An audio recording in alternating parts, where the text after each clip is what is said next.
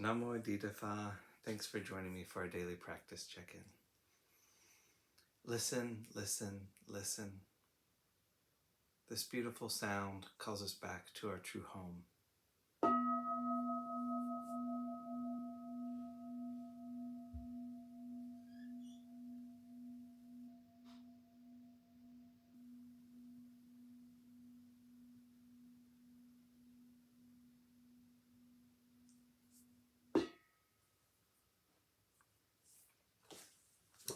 The fifth mindfulness training. Aware of the suffering caused by unmindful consumption, I vow to cultivate good health, both physical and mental, for myself, my family, and my society by practicing mindful eating, drinking, and consuming. I will ingest only items that preserve peace, well-being, and joy in my body, in my consciousness, and in the collective body and consciousness of my family and society. I'm determined not to use alcohol or any other items that contain toxins, such as certain TV programs, magazines, books, films, and conversations.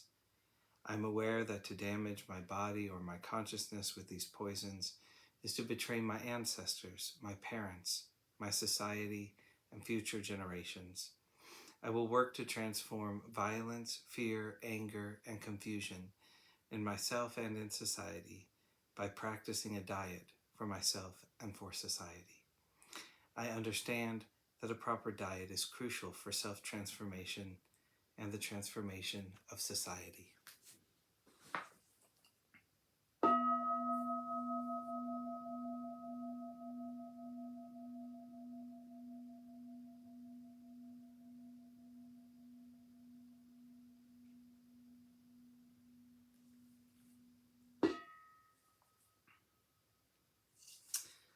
For our Dharma lessons, we've been reading Beginning Our Day, Volume 2, by the monastics of Abhayagiri Monastery. And today we're concluding Longpo Basano's reflections on applying a wholesome attitude. There's a story Ajahn Sumedho tells about sweeping during his early days at Wat Pa Pong. It's a standard practice in forest monasteries to sweep the grounds, and Wat Pa Pong is no different. The day before each observance day, the bell would ring to indicate that it was time for sweeping, and all the monks were supposed to go out and sweep the large, dusty central areas of the monastery. Ajahn Sumedho relates how he didn't like going out into the heat and in the dust, nor did he like the activity of group sweeping. So he'd usually wait to join the group until he was about the last person to come out. Because he took so long to join the group, he'd often get the last broom, which was usually some scruffy old thing made of a few little twigs that really didn't do much. Ajahn Sumedho said he would go along and scratch a bit at the ground, stand, wait, internally grumble and complain, and say to himself, "This is really stupid. I don't like this. Why do we have to do this?" His mind would go on and on. Of course, Ajahn Chah noticed what was happening, and one day during the sweeping period, he walked past Ajahn Sumedho and said, "Wat Pa Pong, is it suffering?" Ajahn Sumedho reflected on this. Wat Pa Pong, is it suffering? No, of course not. Wat Pa Pong isn't suffering, it's me. It's not Wat Pa Pong. I like Wat Pa Pong. I'm the one making suffering out of this. It's me.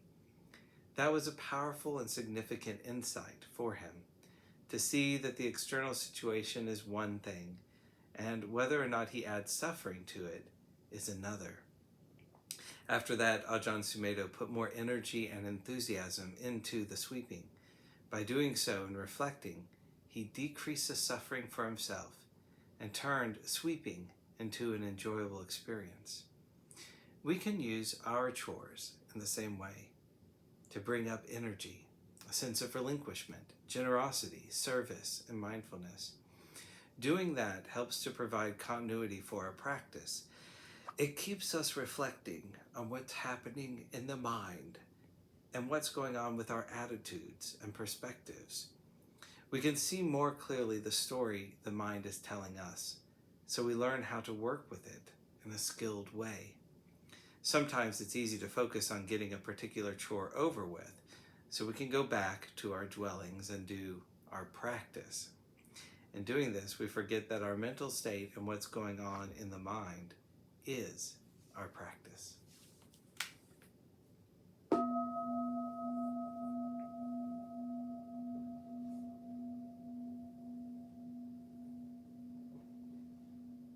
May all beings be well. May all beings be happy. May all beings be peaceful. Namo. Thanks so much for joining me today.